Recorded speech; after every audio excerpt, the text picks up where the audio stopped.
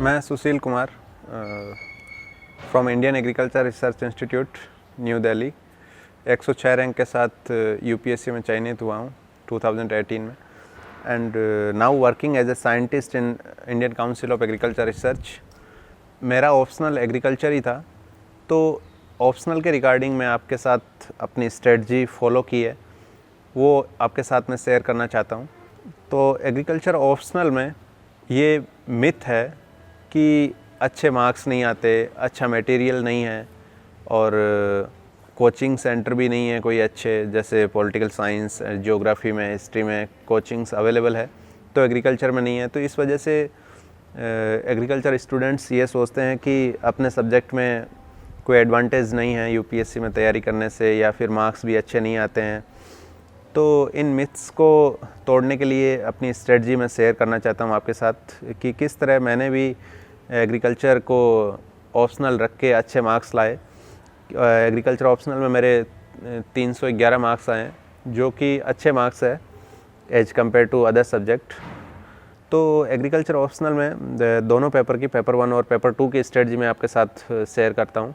Paper 1 में अपने subject आते हैं agronomy, soil science, environment and agriculture extension and agricultural economics. इसके लिए मैंने बेसिक बुक्स है जो फॉलो की है, क्योंकि मैं यही सोचता था कि अगर टेक्स्ट बुक्स को आप फॉलो करें तो वो सबसे अच्छा होगा, क्योंकि एग्रीकल्चर एक साइंटिफिक सब्जेक्ट है और साइंटिफिक सब्जेक्ट में आप किसी की नोट्स को फॉलो करने की बजाय अगर टेक्स्ट बुक को फॉलो करते हैं तो आपको ज़्यादा अच्छा रिजल्ट मिलेगा। तो इसके लिए मैंने एग्रीकल्चर में पेपर 1 में एग्रोनॉमी में एस.आर. रेड्डी की बुक है प्रिंसिपल्स ऑफ एग्रोनॉमी, वो फॉलो की।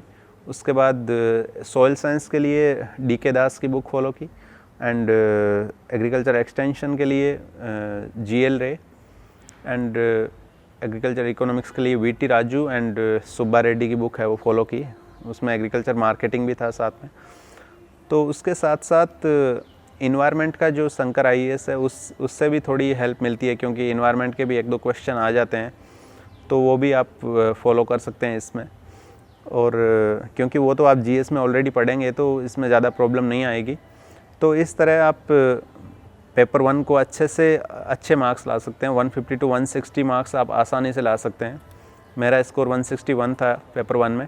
उसके बाद पेपर 2 में अपने सब्जेक्ट आते हैं इसमें plant breeding, genetics, plant physiology and seed science and technology and food security and nutrition and horticulture, plant pathology and entomology. तो इन सब्जेक्ट के लिए, क्योंकि पेपर 2 थोड़ा वास्ट हो जाता है और थोड़ा साइंटिफिक भी है, तो पेपर 2 के लिए मैं चाहता हूँ कि आप ये फॉलो करें कि जिस टॉपिक से ज़्यादा क्वेश्चंस आ रहे हैं उन टॉपिक्स को अच्छे से किया जाए, और जो टॉपिक्स कम आ रहे हैं या कम पूछे जा रहे हैं एग्ज़ाम्स में, जैसे एंटोमोलॉजी एंड पैथोलॉजी, तो उन पे थोड़ा अगर कम भी ध्यान दें तो चलेगा। जैसे plant breeding, genetics and physiology है and seed science and technology, इन टॉपिक्स पे ज़्यादा स्ट्रेस दें, क्योंकि 70 to 80% क्वेश्चंस है इन्हीं से पूछे जाते हैं। तो प्लांट ब्रीडिंग एंड जेनेटिक्स के लिए फुंदन सिंह की दोनों बुक्स है, जेनेटिक्स एंड प्लांट ब्रीडिंग के लिए, वो बेस्ट बुक्स है और मोर देन सफिशिएंट है। उसके बाद वी.के. जैन की बुक है प्लांट फिजियोलॉजी के लिए, वी.के. जैन मैंने फॉलो की है। पांडे एंड सिन्हा की भी बुक है, वो भी आप फॉलो कर सकते हैं, वो भी अच्छी बुक है। उसके बाद सीड साइंस एंड टेक्नोलॉजी के लिए मैंने एक IARI का मैनुअल है वो फॉलो किया। उसके बाद आप एक बुक भी है R.L. अग्रवाल की, वो भी आप फॉलो कर सकते हैं।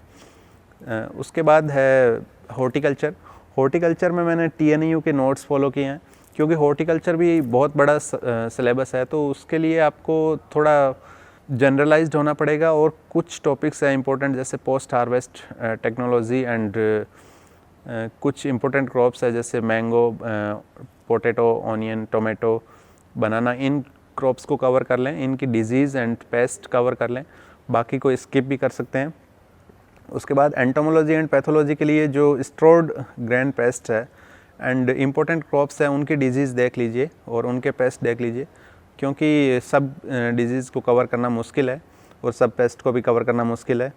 और उसके बाद फूड सिक्योरिटी एंड न्यूट्रिशन है, तो उसके लिए जीएस से आप कवर कर सकते हैं, और पब्लिक डिस्ट्रीब्यूशन सिस्टम है and requirement of the nutrition to the human, वो आप विकीपीडिया या गूगल से देख सकते हैं, क्योंकि वो जीएस से मिलता जुलता ही टॉपिक है। उसके बाद जनरल टॉपिक भी जैसे एंटोमोलॉजी एंड पैथोलॉजी के हैं, तो जैसे chewing and biting type and जो इंसेक्ट्स है उनमें रिसर्जेंस कैसे होती है, तो वो थोड़े थोड़े जो ओल्ड क्वेश्चंस आए हैं उनको देख के आप कवर कर सकते हैं। और इसके साथ साथ मैं ये बताना चाहूँगा कि एग्रीकल्चर में जो ओल्ड क्वेश्चंस पेपर है 10 ईयर्स के, वो ज़रूर आप एनालाइज कर लें कि किस तरह पूछे जा रहे हैं क्वेश्चंस, और उन क्वेश्चंस को तो आप ज़रूर तैयार कर लें, इससे आपको बहुत हेल्प मिलेगी। रिवीजन के लिए आप कुछ बुलेट्स फॉर्म में नोट्स बना सकते हैं, क्योंकि इतना बड़ा सब्जेक्ट है, पूरे सब्जेक्ट के नोट्स बनाना मुश्किल है।